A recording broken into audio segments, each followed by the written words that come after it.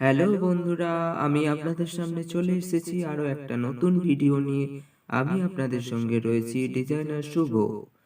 আজকে আমরা শেখাবো দুটো বৃত্ত দিয়ে সার্কেল করে তারপর কিভাবে ফ্লাওয়ার ডিজাইন তৈরি করা যায়। চলুন তাহলে আমরা শুরু করে দিই।